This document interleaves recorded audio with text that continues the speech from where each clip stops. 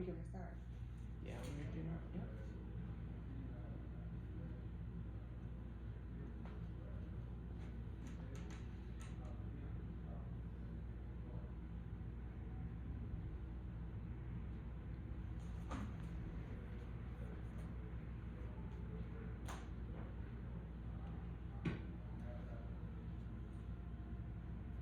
Welcome to the Dana Spencer Show, where we talk about solving problems, building relationships, quitting corporate, and the freedom to walk in your God given purpose.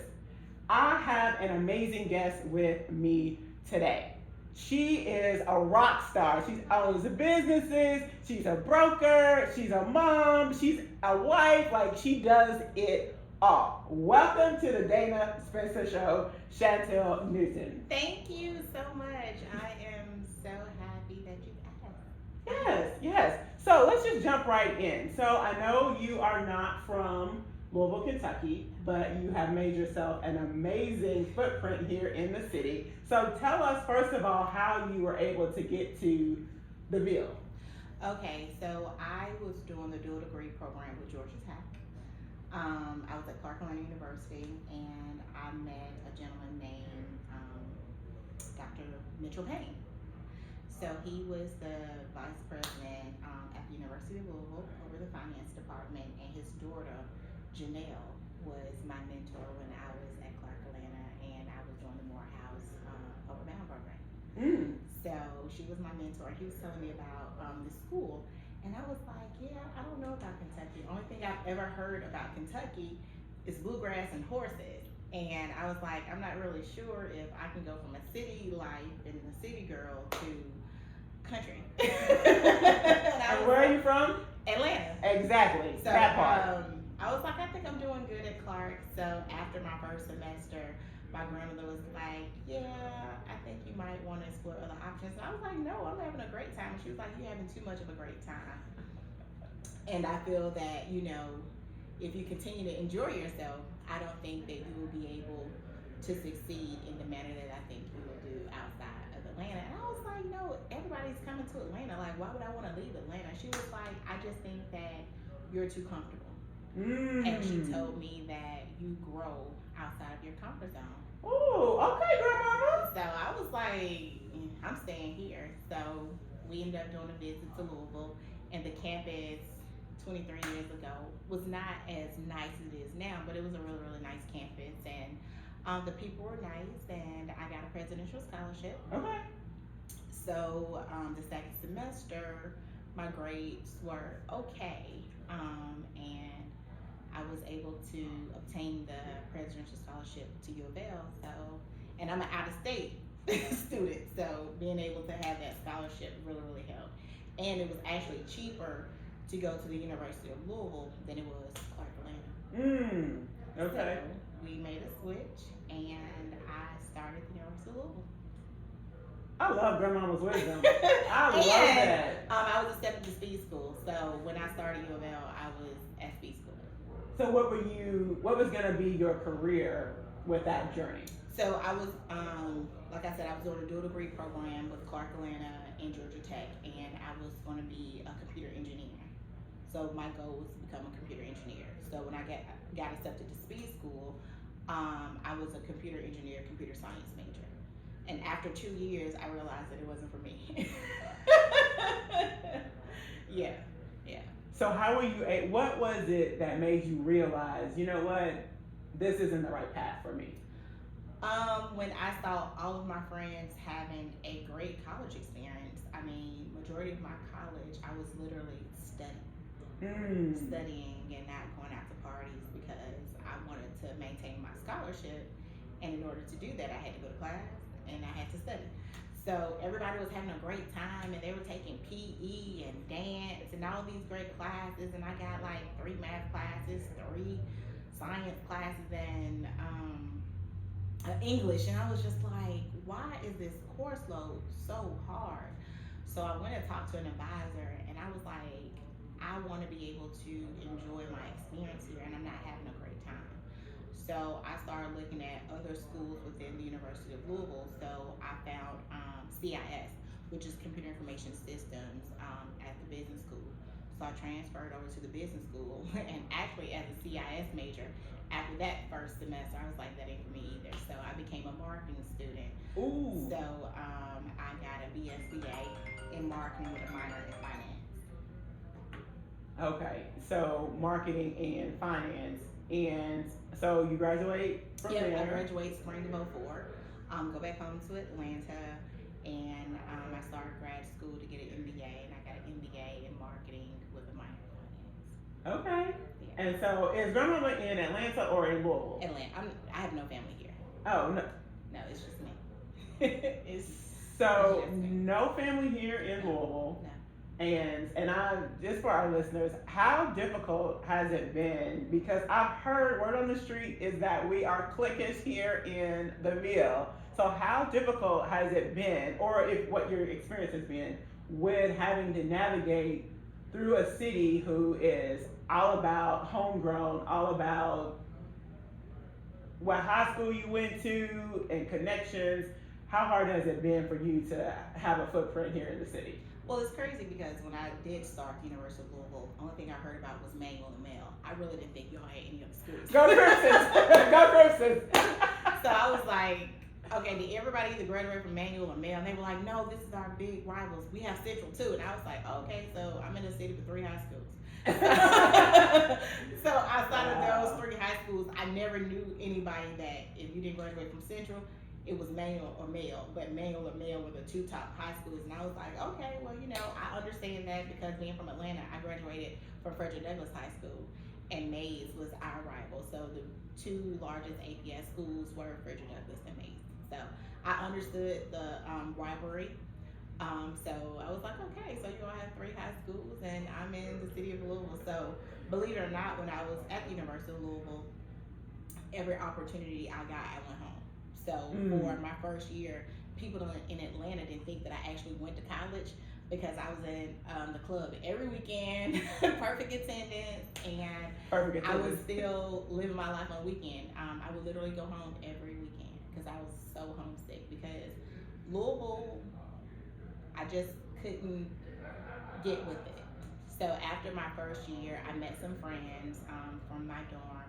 Believe it or not, all of us were not Louisvillians. They were all over. So my roommate was from California. One of my closest friends were from Hoptown and Radcliffe, and some people from Bowling Green, Somerset.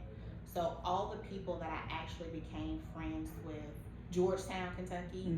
So all of the friends that I actually became friends with in Louisville were from Louisville.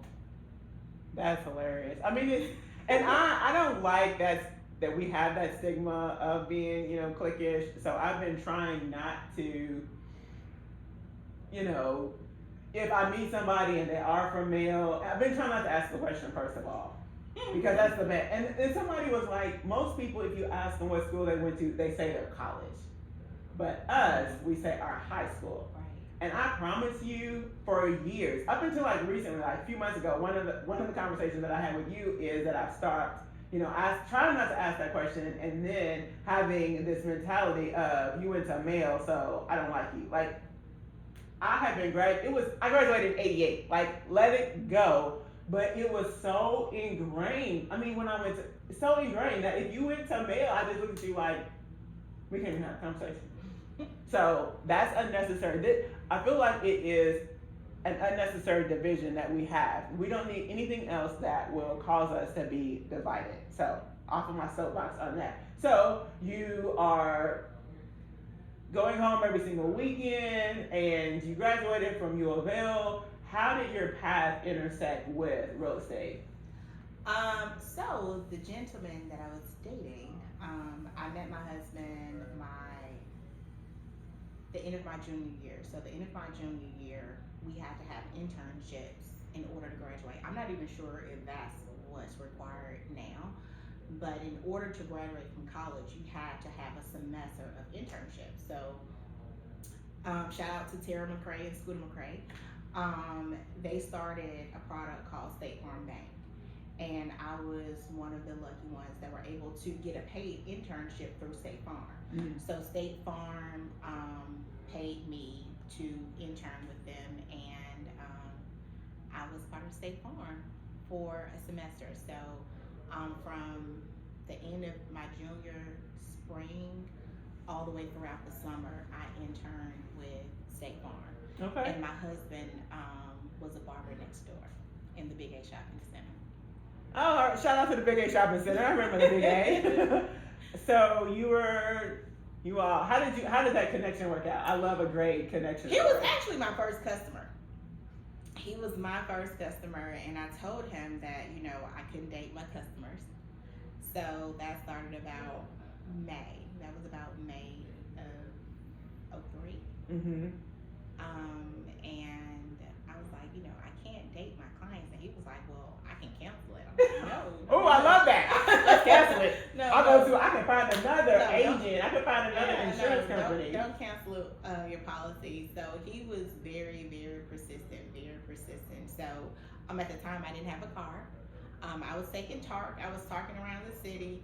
And one day I got off of the bus and it was pouring down raining. Mind you, I've told this guy I wasn't interested millions and millions and millions of times. But he would always get to work at 9 o'clock, and I had to be to work at 9 o'clock. So I was like, I've never in my life seen a barber who had a 9 to 5 schedule. So when I met him, he was consistent before I came into the picture. So I was getting off the bus, and he was at the red light, and I was like, oh my God, it's pouring down raining. So when I crossed, he blew the horn like, get in. I was like, I'm not getting in the car with you. He was like, we're going to the same place. So I hopped in the car, and that's where the conversations began. Oh, see, I love that. I love that. And so the characteristic that you were able to automatically pick up was his consistency. Absolutely. Like he was consistent. And I say it all the time, how you do anything is how you do everything. So he was consistent with the 9 to 5. He was consistent with his pursuit of you. And I'm sure his consistency shows up throughout his entire life. Absolutely. He's a barber, and I've never known a barber who works 9 to 5. Right now he works 8 to 5. And I was like, you're consistent. Usually barbers don't get in until about noon, 1 o'clock, they sleep in and they work late.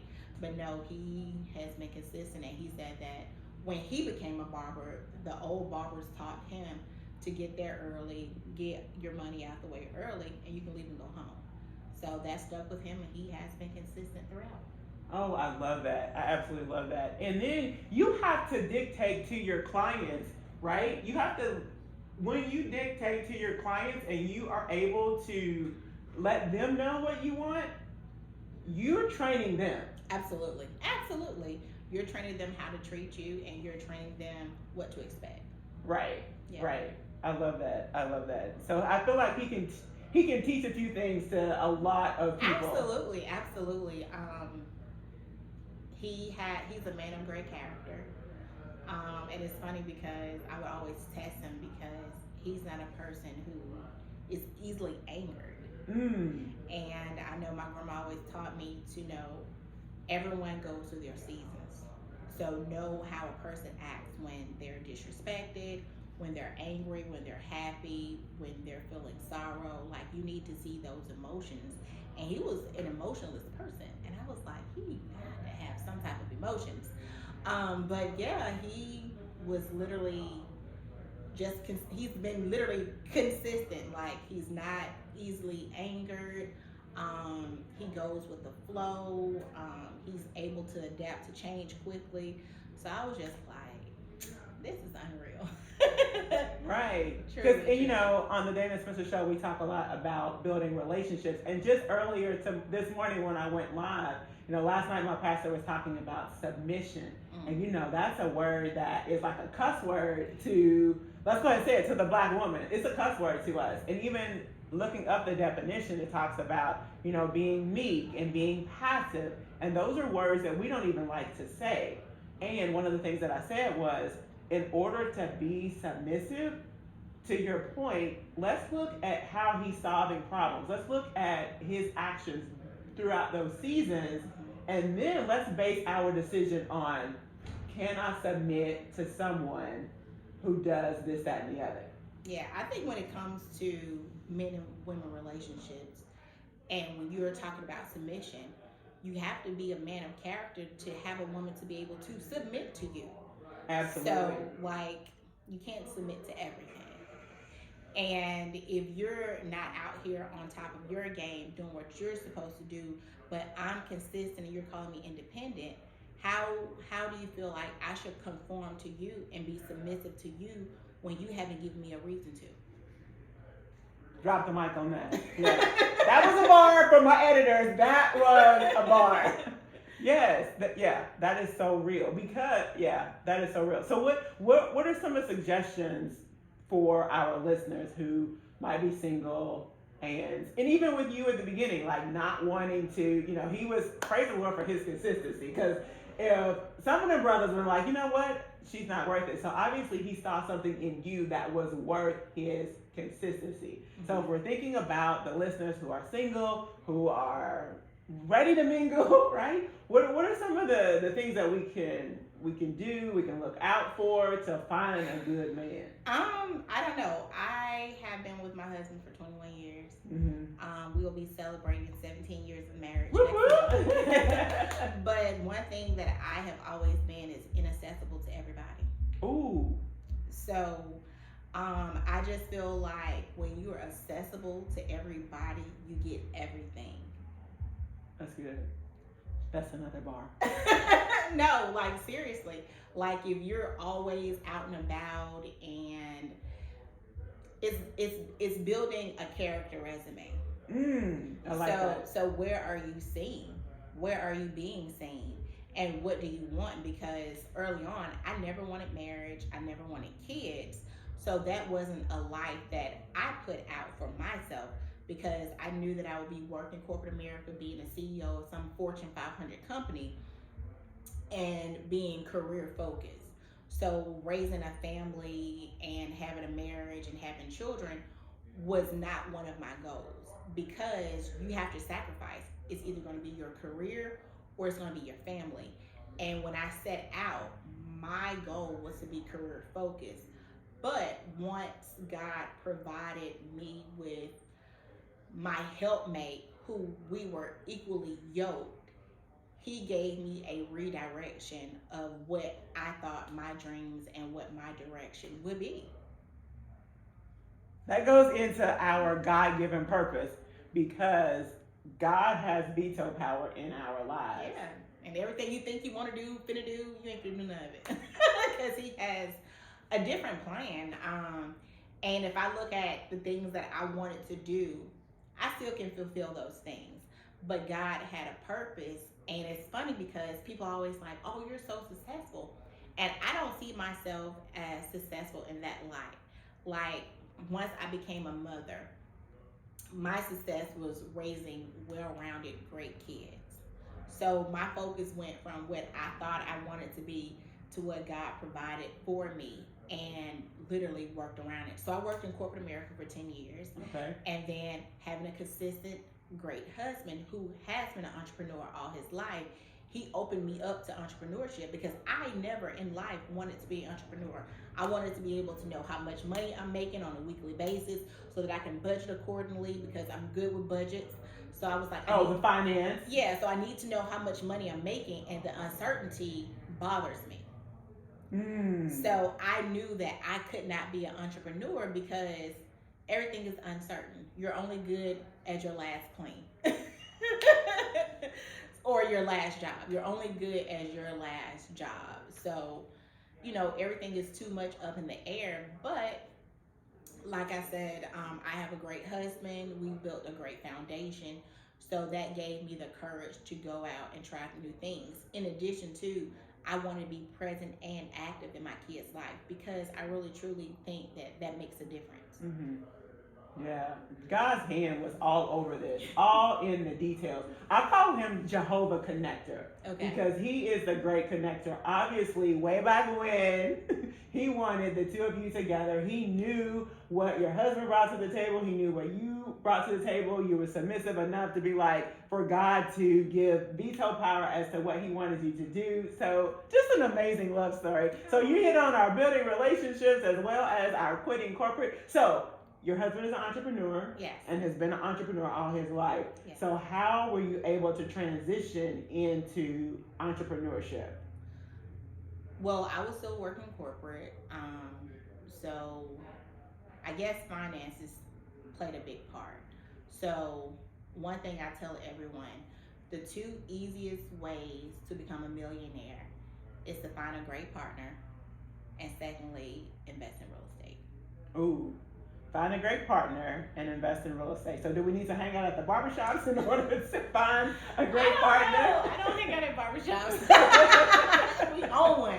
But I don't hang out there. Yeah. Yeah. Okay. A great partner in real estate. Okay. So for all my single ladies out there, since the other way to become a millionaire is through investing in real estate. So you were on corporate for 10 years, and then how did you finally take that leap? Because you're no longer corporate now. No, we took that leap while I was there. Do we need to take a break? Sure. Let's take a break and we'll be right back. Yes. I just want to make sure it's streaming. So, the internet is on.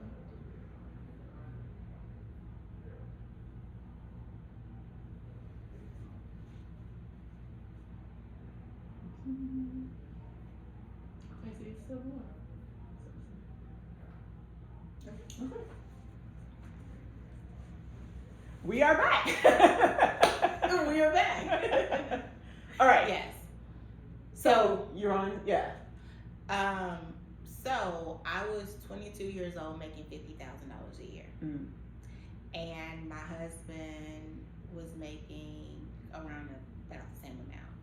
So at that time, the only bills I had was a cell phone bill, my insurance, life, and car, and my car note. Because like all of the health insurance was already taken out of my check because we're married. So I had an excess in income because my husband already owned his home. So when we got married, he brought me into a situation where he was already a homeowner. You does he have any brothers? I'm looking out for y'all, my single ladies. I got you. So he already knew about home ownership. He was already a homeowner. He owned his own home. He was a barber. Before I left for college, we created a business plan so that he can open up his own barbershop. So in March of 05, he opened up his own barbershop. Okay. So he was the owner and operator of that. So he's been in the business since 96. So he bought his house. So when he proposed to me, he was already ready. So that means he had a job that was secure. He was securing himself, securing his manhood. In addition to, he had already owned real estate. So when I came into the household, he owned his own house, he owned his own car, and I was just a bonus. So we have joint accounts. So his money would come in, my money would come in, but they were separate. So you have a joint account, but in the joint account, there's a checking account, then there's a savings account. Okay. Because my bills weren't as much. I still had to take care of my car note. I still had to take care of my car insurance, my life insurance, and my cell phone bill. And at that time, we were on the same plan, so I was taking care of the household cell phone bill. And then, of course, you had your utilities, your house phone bill, the mortgage. So he took care of everything when I moved there. So he took care of the mortgage, all the utilities, and then my money was going into the savings account. So we have two incomes, one household with minor bills. So at that time, my money started building up in the savings. So we're looking at the savings like, oh my God, like that's a lot of money being saved. So we are like 9 months in, and of course, I had a stipend. So my grandmother retired. Well, she was still working at Neiman Marcus at the time, but she retired from Neiman Marcus. So I would get her discount. Her discount was 30%. So I would call her like, listen, this is a purse I want, some shoes I want, this is the outfit I want. So I would tell her what I want, shot the pictures. She would go to the store, send it to me, and it would get mailed to my house. And And then back then, I'm not sure if it is now, but I didn't have to pay taxes on it. Mm. So whatever the price was, the price was. So if it was $1,000, I get 30% off of that. It's $700. If it's on sale, I get 30% off the sales price. Right. And then it gets shipped to my house, and the shipping was free. Mm. So I was like into resale. So anytime there was a sale, I would get him shoes, his belts. I would get me purses and shoes and belts. So I went to that, and then he was just like, listen, you are doing a lot of shopping, and we're not saving as much as we were before. You need to halt that. So his godfather at the time owned a tax service. So he was looking for somebody part-time, and at that time we hadn't had a baby yet. So I was like, I'm free. So he taught me how to do taxes. Mm. So I'm working corporate. My husband is working as a business owner, entrepreneur, and then I learned how to do taxes. And at the time, he had been doing taxes for 30 years. So he knew the ins, the outs, business taxes, and everything. So I worked for him during the tax season, and he was just like, listen, y'all got too much money right now that y'all can pay a whole lot of taxes on. You might want to put this into real estate. And my husband's like, yeah, I've been talking to her about going ahead and getting a rental property. So with the money that we had saved, we bought a foreclosure that was fairly new. But because they lost the house, it was holes through the walls, the plumbing was messed up. So we bought the house, put 20% down on it because I had savings. We could put the 20% down, and then I had the money to fix it up. So shout out to BB&T, or Truist now, because they're the ones. She's like, yeah, we can do that. You could just do 2 closings. So we'll close today for the house, and then in 60 days, once everything's done, we'll come out, reassess, and bundle the loan. So we were like, okay, let's do that. So that's how we got our first rental property. And then again, it's a 2-person household. We have minimal bills. You're constantly doing the same thing. You're getting abundance of savings. So it's like we were really living off of one income and saving a second. So you mean to tell me when you have a 2-person income, you don't have to spend all of your money every single month? You can save and set money aside for other things? Yeah, so basically we were successful at living off of one income. So basically my husband took care of us, and then my income was saved.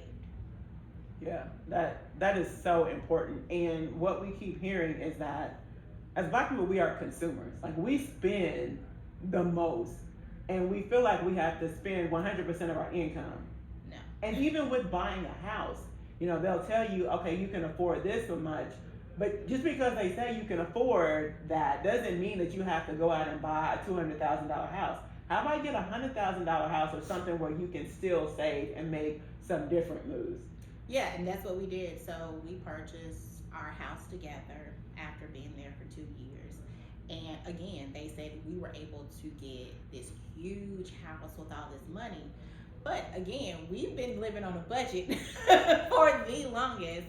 At that time, I was at my second corporate job, and we were still making a lot of money. So we switched it where my income we were using for the bills, and then we were saving all of his income. So same scenario, different, just a different way of doing it. Just because I'm able to budget exactly what we need, because I'm all about budgeting. So I was able to budget with my income because I know exactly what I'm getting on a weekly basis, and it was just easier for me. And I was like, yours is up and down. It's almost consistent, but not science. Mine is science because it's exactly the same amount, whether it's vacation or sick days. It's always going to be this amount. So in terms of, so it sounds like you all transitioned to you're making a little bit more money than he is making at this time? Or you just like the consistency of your salary? No, we were still making about the same amount. Okay. We're still making about the same amount. But if he have a slow week, or if he has a busy week, like the summers are slow. Mm-hmm. So they're slower than the normal time because a lot of kids don't come and they're not getting haircuts as much. Gotcha. So his was just inconsistent based on the months, where mine is inconsistent whether it's January or December. Right. So for me, in my mind, I need consistency Right. in which he's consistent. I just needed to be able to budget differently. So when you do projected and actual, my projected and actual almost was always the same versus his projected and actual may be an influx or decline depending on the week. And I need to call out God here because I just heard it.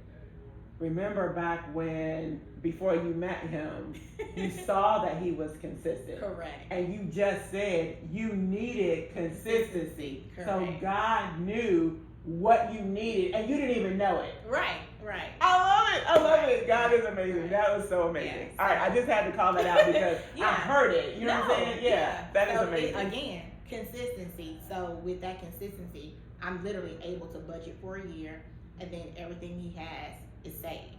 So now we have really three incomes. We have barbershop income, we have him working as a barber, and me working.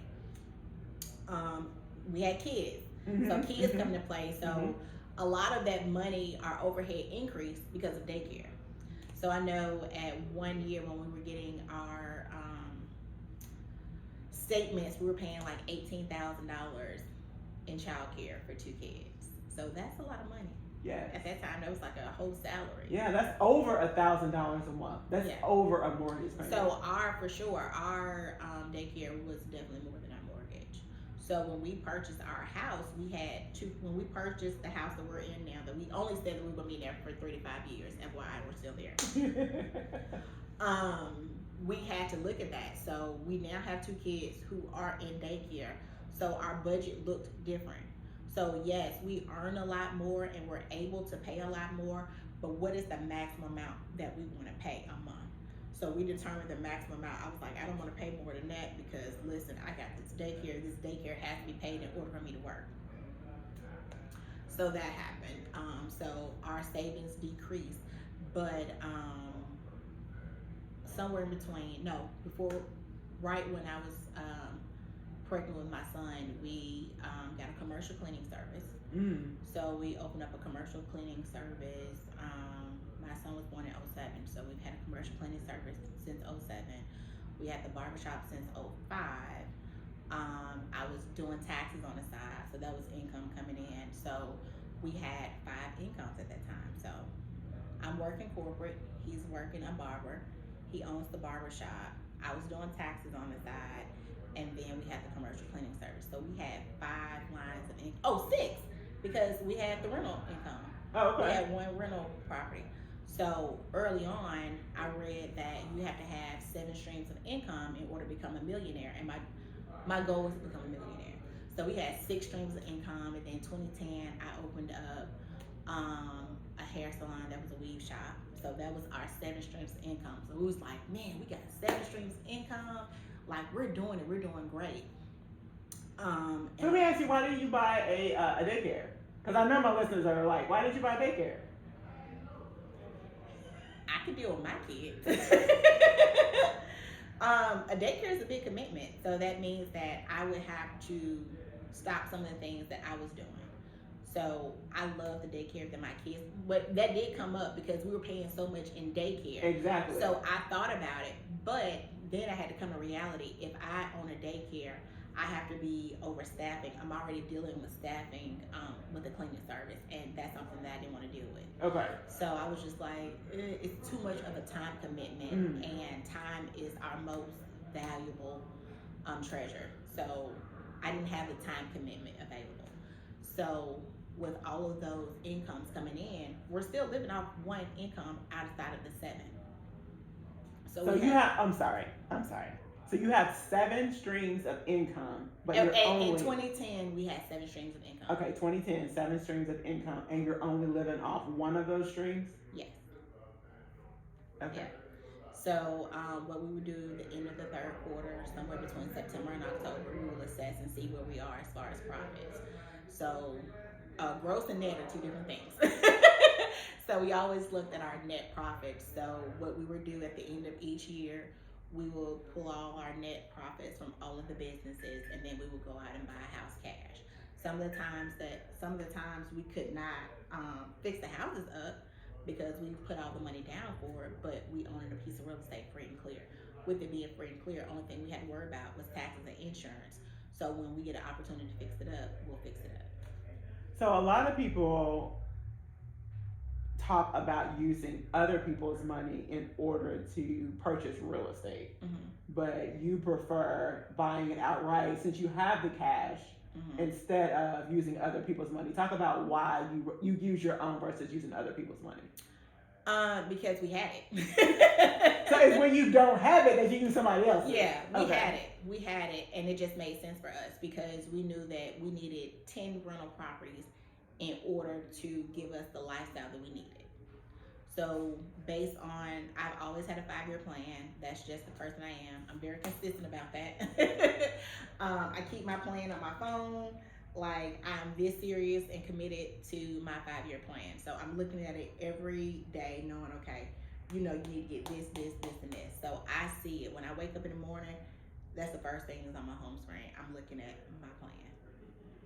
For those listeners and for those sitting beside you who think that a budget is just a curse word, what are some tips that you would give for people who are like anti-budget, just living by the seat of their pants, they don't even know how much they have in the bank? Like, what are some, you're looking like, oh my goodness, what are some tips that you would give to those people? In order to become a better person and get past where you are, you need to know where you stand. So how do you feel like you can be a millionaire when you can't budget 10,000? So if you're going to be a millionaire, no, seriously, if you're going to be a millionaire, you have to know how to have checks and balances. And you need to know, like, I reward myself. Like, I still reward myself, but I don't reward myself daily. The only thing I reward myself daily is out to eat. So I'm all about a great restaurant when I'm going out on vacations. Like, I have to eat at the best restaurants because food for me is life. So yeah, in order to be a millionaire, you gotta have a budget because if you can't account for $10,000, how can you account for 10 million? That is so good. That is so good. So you got your 7 streams of income. You are. How do you become a real estate broker? Or how do you become a real estate agent? Because even with those 7 streams, none of them was being an agent or a broker. Yeah. So at that time, it was barbershop, barber, corporate America, rental income, taxes, commercial cleaning service, and then the hair salon was only for 2 years. So when the hair salon went out, I became a real estate agent. So that became my 7th income. So for the hair salon, were you a hairstylist? No. Or you just That's the problem. That's where it went wrong. Is that where it went wrong? Yeah, okay. I didn't know how to do hair, and I was a licensed cosmetologist, so I had to depend on licensed cosmetologists. So looking back, I would have never got into that business and just got into real estate early because we had real estate agents. We had a few real estate agents, and the reason I became a real estate agent is because we had a lot of bad ones. Realistically, we had a lot of bad ones because when you're going to somebody with 50,000 cash or 60,000 cash or $70,000 cash, the first thing they want to do, you need to get a pre-approval, and I'm like, no, I don't, because I'm only going to do within these budgets. Well, that's not enough money for me. So you're talking to somebody who is paying cash, who's not giving you the time because they're not making enough commission off of you. But I was consistent. I bought a house two times a year, sometimes 3 times a year, but I'm buying it with cash. But my cash is not good enough for you. So that's the reason I became a real estate agent, because all of these houses that are $25,000 and $35,000, you need an agent that's going to go out on your behalf, whether it's $300,000 or $30,000, to get the same customer service. So I had a lot of agents that didn't want to deal with me because I wasn't getting pre-approved. Why would I get pre-approved if I told you I have this in cash? Here is my proof of funds showing you this is the amount that I have in cash. Help me find a house. And then they didn't even show up till closings.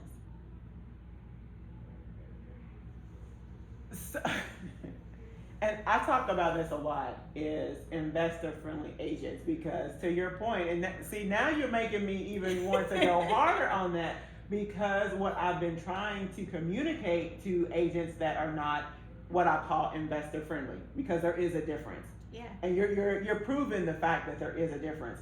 Agents who just that are used to working with home buyers who they're gonna live in the house, it's a different dynamic from somebody who's not gonna live in the house and it's all about the numbers. I've been trying to teach them to understand the numbers, then they can understand the investor and why they're not going to offer the full list price. I mean, there's so many other pieces of the puzzle that just makes sense for them to understand. And to your point, you bought 10 houses over a less than 10 year span.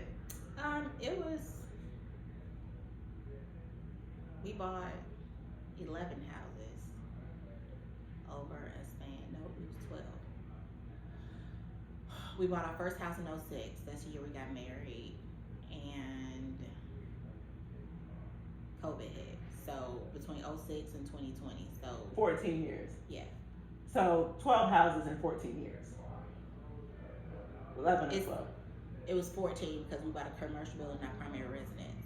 So 14 houses in 14 years. So here's the point. Consistency! Consistency! As well as most home buyers buy one house every 20 years. Or the one house. You see what I'm saying? So one agent could have gotten all of that business if they understood the process. Yeah.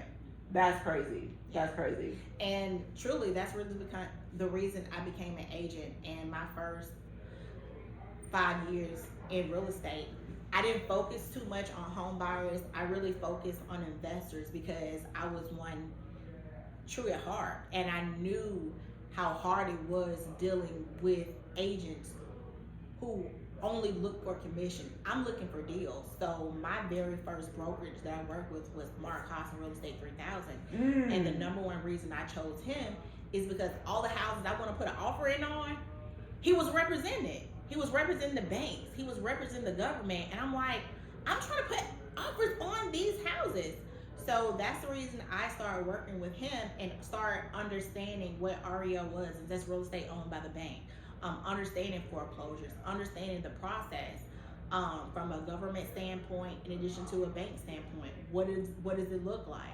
So I started there because I was an investor, and my core audience at that time, my target audience was 75% investors, 25% home buyers. Because I felt like we need an agent who understood you. Like if you only got $30,000, let's put an offer on this $30,000 house. Because I was in your position once, and my $30,000 wasn't good enough. Unbelievable, unbelievable. I love that. So you're an agent for Mark Haas 3000, and everything is going good. You're working with 75% investors, 25% home buyers, and the cool thing about investors is they make moves. They're not as emotional as the 25% you're working with. So things are going well. What makes you take the leap of faith to start your own brokerage? I always want growth. So one of the things that was on my 5-year plan is to get my broker's license. So once I got my broker's license, I started talking to some of my investors like, hey, I'm going out on my own. Will you all support me once I go out on my own? They were like, yeah, you know, you've always been great to me. And then I had one that was like, listen, I know you are faithful. Would you come with me? And it was like, absolutely. Like, I don't like contracts. You're the best at contracts. You have my business. So it was God stepping out on faith. Yeah, that's awesome. Because I honestly did not believe I'll be where I am because the uncertainty. The uncertainty.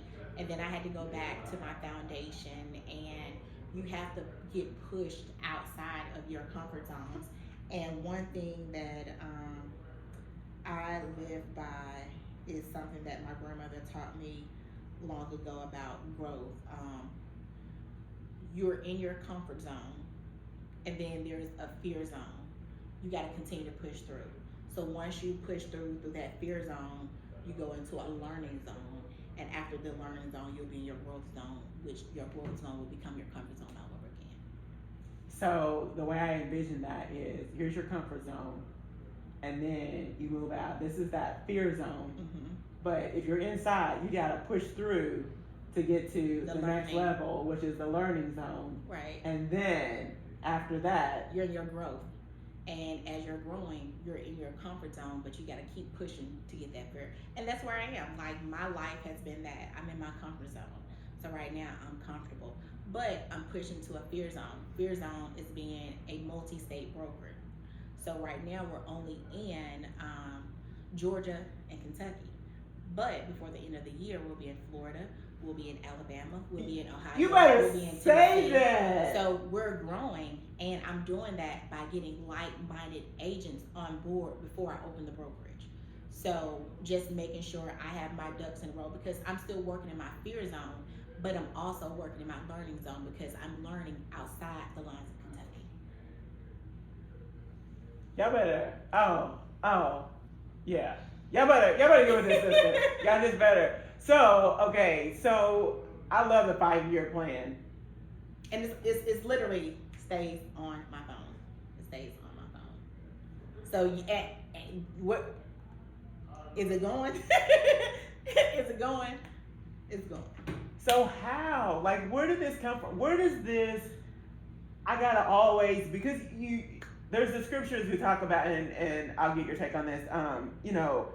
Talking about being complacent and being thankful for what you have. Thanksgiving, yeah. So how do you balance the whole? Yeah, I'm thankful for what I have, and God has blessed I grew up in me. a church. Shout out to Greater Mount Calvary Baptist Church, who's now Kingdom Difference. My pastor, who was like a grandfather to me, was part of the civil rights movement at our church. The first black officers were sworn in at my church. So it's faith. Faith is faith in action. It's a verb. So Faith without works is dead. So faith is action. So you gotta be active. So growing up in church, it gave me the foundation to know that your goal is to always help somebody. And I know I'm 41 years old, and I'm not afraid to tell anyone that I'm 41 years old. And in me being 41, I'm not used to social media. And I know that sounds crazy because I had just graduated college when Facebook came out. So me and Facebook grew up together. But I was never the person to record my good deeds, because we were always taught to do good deeds out of your heart and not to record it. So it really hurts my heart when you're seeing these people doing good for the homeless, but they got to be recorded doing it. Mm-hmm. No, don't do that. Don't do that, because you're now putting somebody who is in a bad spotlight on camera as they're going through their turmoil. Why would you do that? Why would you do that? Yeah. So that alms giving, that's what I heard. Not letting your left hand know what your right hand is doing. Like, the reward is in heaven. Absolutely, but you can also get your reward on earth. Oh, for sure. If you do faith as an action. Yes. As an activity. So staying grounded and going back to what my core value and my morals are and how I was raised. My grandmother raised me. So there was a lot of values that I guess aren't still being taught now, because grandmothers are a lot younger and we've really gotten away from that core. So in black families, the maternal person was always the core of that family. So you got a granddaddy. Your granddaddy paid for the house. Your granddaddy worked 80 hours a week. He bring in the meals. Your grandma keep it clean and she cook them. But they still call it grandmama's house. Yeah. But granddaddy actually paid for it. Right. So having that maternal figure, that nurturing figure to help you push you to grow. So it's always consistency and pushing through whatever adversity that you are faced with, because we're always going to be faced with adversity, but being brave is just pushing through your fear. So how do we get back to that? Because we see what our city's like, we see the turmoil, we see the youth, we see all of this. How do we get back to going over grandmama's house on Sunday?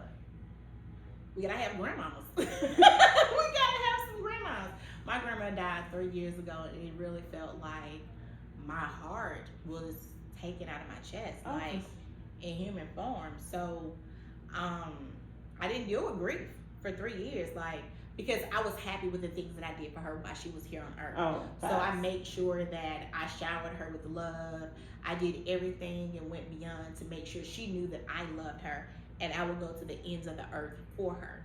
So when she died, I was appreciative of her and the things that she instilled in me, but I was okay knowing that I did what I could for her while she was here. And the only person that I was concerned about being proud of me was her. So it took a lot for me to get that 5-year goal going again, because I didn't have somebody was like, are you proud of me? Are you proud of me? Are you proud of me? So I had to learn to be proud of myself. And that's a lot, because it's just like, you may see that I'm successful, but I don't feel like I've reached my level of success yet. Right. And we always, we need that sense of somebody who is outside of us, who, you know, is able to encourage us and show that just that confidence, that confirmation that they are proud of us. And if we don't get it, or we don't learn how to encourage ourselves, then we look for it probably in negative ways. Absolutely. Absolutely. Absolutely. And that's just like a young girl who's never been loved. She looks for it outwardly from other people instead of looking within to love herself. So I tell everybody, start with meditation.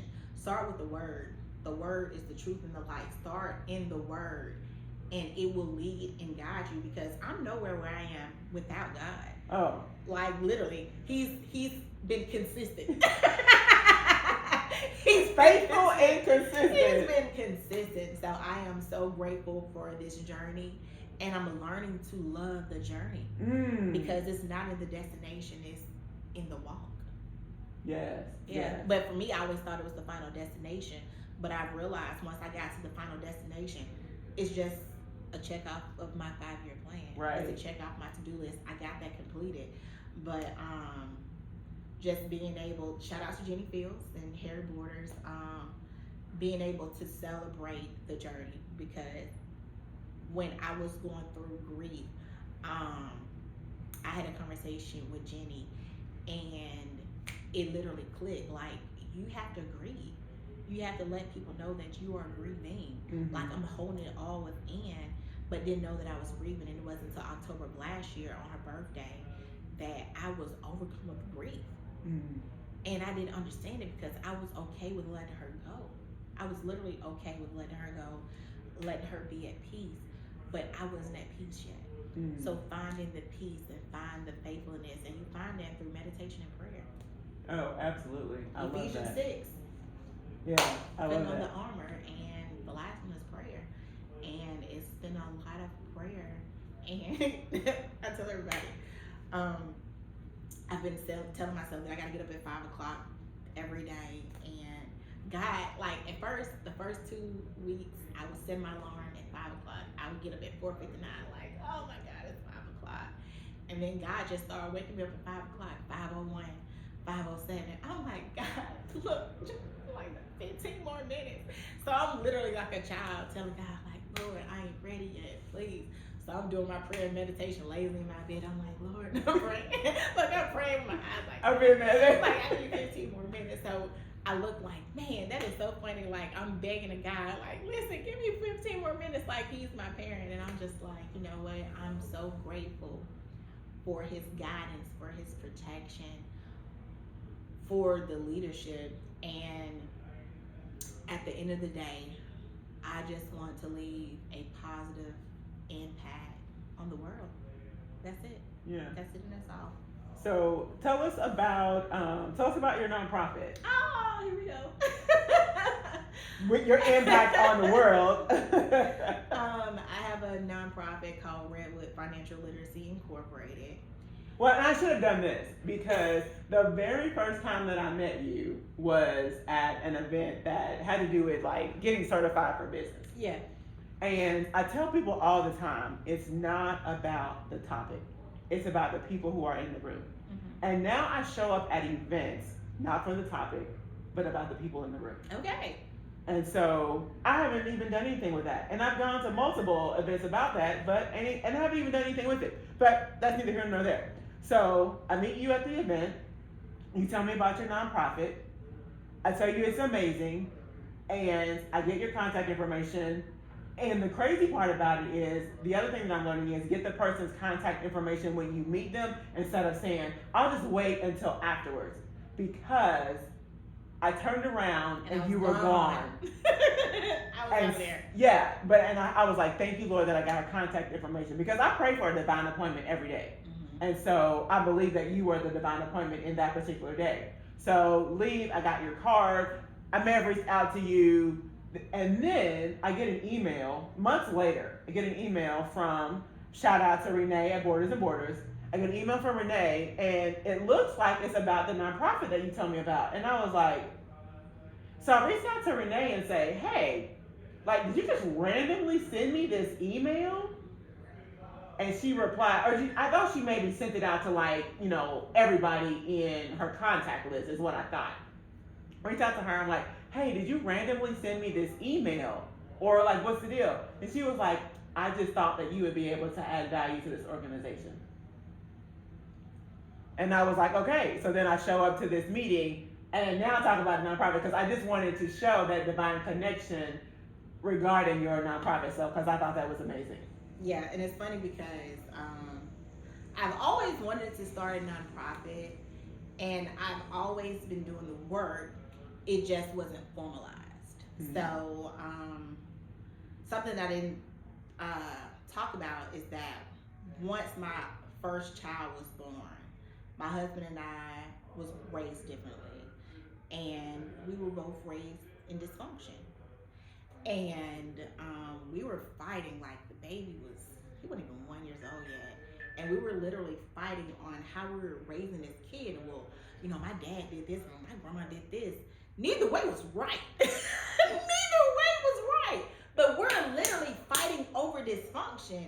And a spirit of God was like, is you crazy? Like, you really trying to raise this baby like y'all was raised? Like, do better, sis. And I was like, you know what, babe? This is not it. This is not it. And he was like, what? And I was like, we're going to sit down, make a list of the things we wish we were taught when we were a kid. Ooh. The things we wish we experienced when we were kids, and things we really wish we were truly taught, and how we were loved. Like, I think that's going to make the bigger difference in these kids' life. Because I found out I was pregnant with my second. I was like, I truly think it will make a bigger difference than us fighting on how we were raised, and neither one of us was raised correctly. Like, let's do that. So we stayed up late and did it, and we just like, we need some time. So it took us 2 weeks, and I still have the notebook, because I'm a pen and paper person. I still got this notebook, and it was like 4 pages of the things that we wanted to teach our kid. Like, make sure their 9th grade year they have an investment property. Make sure that they have internships aligned in what they want to do in life. What are their interests? What are they good at? What are they bad at? So when my son purchased his first rental property, Harry was like, why are you not jumping up and down? And we're like so chill, half asleep in the room. And we was like, Harry, we were supposed to have this done by his 15th birthday. This is February. He turned 15 January 5th. This has been on the contract since December 1st.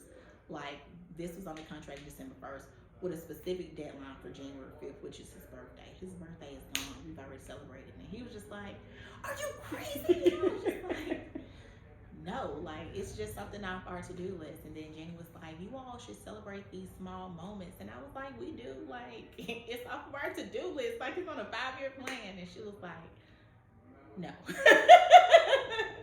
So that's how the formality of the nonprofit started, because we want to teach youth the same thing that we're teaching our kids, and not from a parent perspective, from a worldly perspective. Our 4 pillars are financial literacy, life and organizational skills, health and wellness, and real estate. So under that life and organizational skills, guess what? It's the budget. And guess what? They're going to know it. And it's also tiered. So for our middle school kids, they're the introduction to these four key concepts. Then our high schoolers are the implementation of these four concepts. And then our alumni, our 18 to 25-year olds, are our executionists of these four key concepts. So they should have a business, they should have a piece of property owned, and they're giving back. They are giving back. So this was my vision, and I just feel like if I go into the world and impact the youth, I want to do the impact to the youth because they're our future. So if we continue to allow them to go out and just live, our future will be based on the things they vote into law. So we have to give them that foundation and instill in them these goals and things that they should know before they're 18 years old. So it sounds like you have an 18-year plan for your children as well. Right. But so many people are saying, oh, they need to just figure it out on their own. Absolutely not. Absolutely not. Like, where did that even come from? I don't know. And I've been getting upset because a lot of parents still today saying at 18 years old, they're getting out of my house. Okay, that's fine. But what have you done to ensure that they're ready for the world? Ooh! So you just, and what I told my son was 18 was just a number. 18 is just a number. It means you're not paying on your bills, you're not grown. To this day, my son will tell you, well, he's out on his own now and married. So now he might say that he was grown, but if you was to approach him at 25, he would be like, I'm not grown. Grown people pay their own bills. Grown, you know what I'm saying? So 18 is just a number. But I mean, and it's also mindset. So I'm trying to change the mindset because it's a lot of things that happened in slavery because we were enslaved people, and traditions have been passed down, and we have to understand the PTSD and the DNA that we have is just second nature. So we have to identify it and truly break that cycle. And it's up to us. It starts with you. Like one person can break a cycle and start something anew that will be bigger and better. Truly. It truly is. So, like I said, my success comes from me knowing that I was the best parent. Like I stopped working corporate America to make sure that I'm there for every game, to make sure that I'm at the chess meets, to make sure that I'm at Boy Scouts. Like we've done it all. And I have boys, so I'm a boy mom.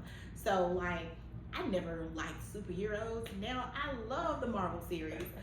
Not into Batman, kind of really not into Spider-Man, but I go watch it. I really hate Batman. My son hates it because he loves Batman. I was like, I really can't get into Batman. But I love Superman. He was like, well, Batman beats Superman. I was like, he cheated. He used kryptonite. So yeah, so my biggest joy and my biggest impact is my kids. I have a 16-year-old, a 15-year-old, and a 4-year-old. And I look at them every day to let them know how proud I am of them. My 16-year-old has been a W-2 employee for 2.5 years. He has his own lawn care service, which is kind of defunct, but it's still there. He is now a lifeguard, so he's working 2 jobs. He started college full-time August 14th at 16 years old. So he accomplished a lot. So when he go out into the world, I feel that he will be equipped to do whatever he wants to do. He wants to be a mechanical engineer. But guess what? At 18, you'll have an associate's degree. You only have 2 years left. You can get your master's degree. You're able to do whatever you want to do. You know how to make money. You know how to start a business. You know how investments work. You know how taxes work. So it's just like you are equipped with everything that you need to. So at 18, if you say that I'm grown, all right, I'm comfortable enough to know that I will pray for you every day, every night, but I know that you're out here making wise decisions because we taught you. Right. It was a learned behavior. Right. It wasn't just willy nilly. It wasn't osmosis. Let him figure it out on his own. And then our 15-year-old wants to be an electrician. He was accepted to the electrician program. He is also a W-2 employee. He's a lifeguard. And he is working on finding his first investment property this year. We wanted to have it by May, but as you know, the real estate market is a little different. So we have been looking for his first investment property, and he shares the lawn service with his brother. So we are building great young men. They're in Kappa League. They were Boy Scouts. So I just feel that if we put them in places that they're able to learn and grow and become great young men, I'm happy about that. So how important is exposure? Exposure is everything, because sometimes people feel like their environment. So I make sure for summer, for spring break, throughout the year, that they're exposed to different places. My kids have traveled to at least 20 states, and they're 15 and 16 years old. Mm. One of the things that I really love about what you've been saying is the part about when you did have your son and he's like around 1, and you all are realizing, you know what, how we were brought up isn't going to get, Ain't gonna cut it. and it's not going to cut it for where we want our kids to grow.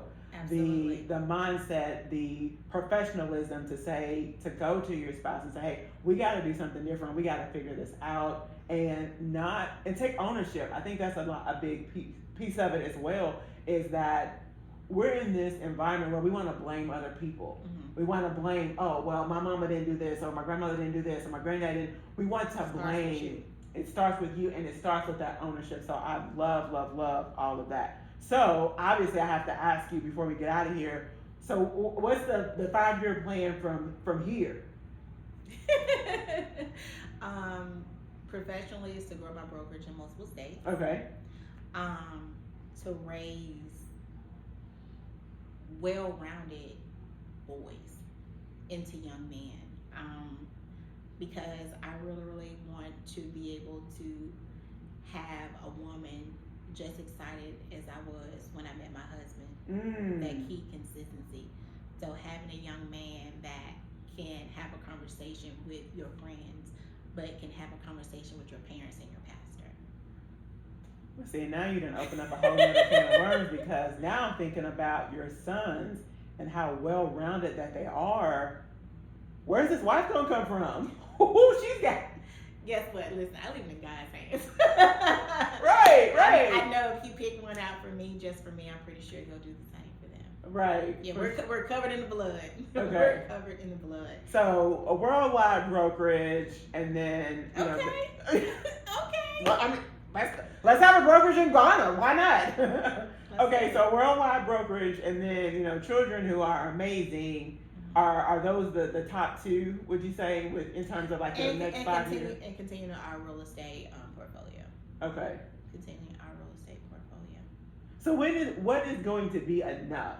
Like, you're gonna always continue to grow this personal development. You're always gonna grow, like what your grandmother was talking about. What will be enough for you? So I only wanted 30 single family properties. And the only reason I wanted 30 single families because if we were to pass, each of our kids would have a solid foundation. So that generations from here would be able to still be supported from the foundation that we got. So that's like the tribes. So each one has 10. So from that 10, you should be able to make that 10 grow, like the talented 10. So, we'll each leave them with a solid foundation, and it's up to them for them to grow it out. I love that. I had another question before. I was like, what is it that you need? So if people are out here, and my last question obviously is going to be, how to get in contact with you.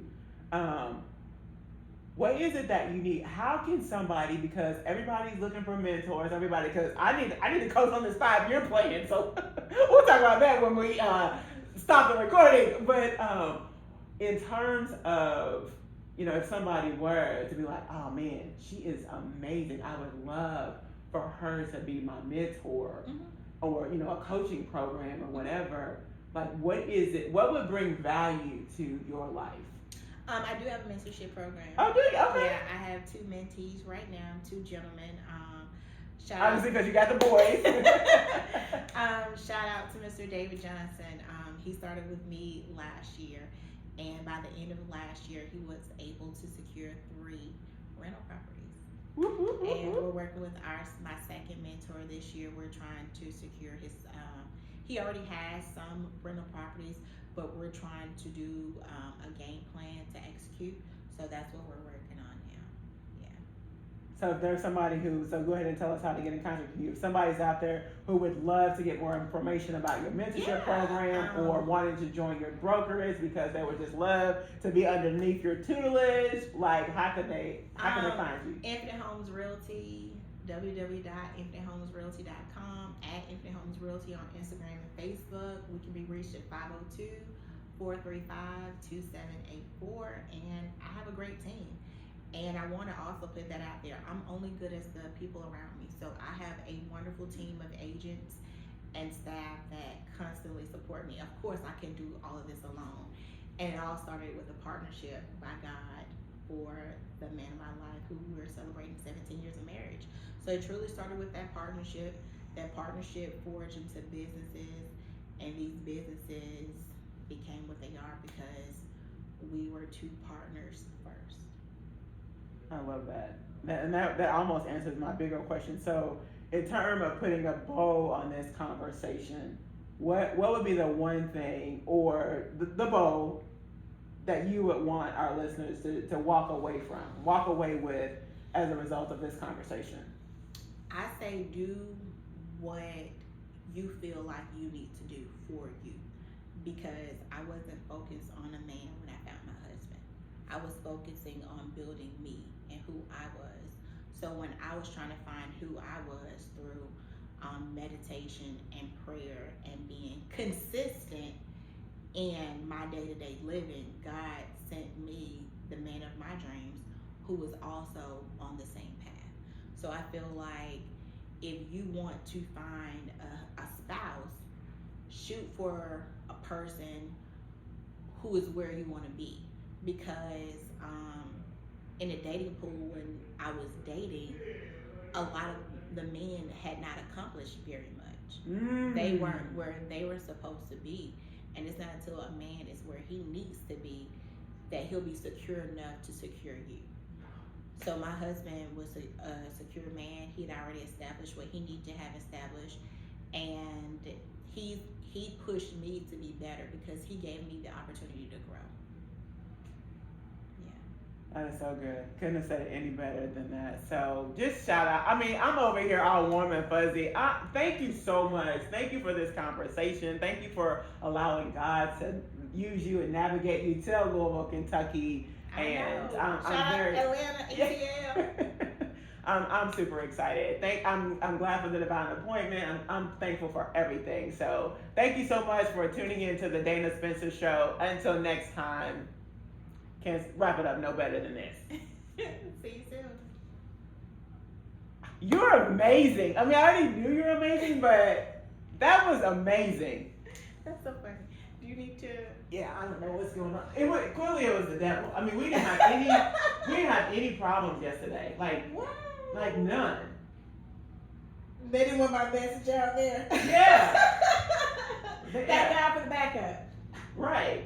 And I'm wondering what it's gonna say even. Like, I hope it recorded all the way through.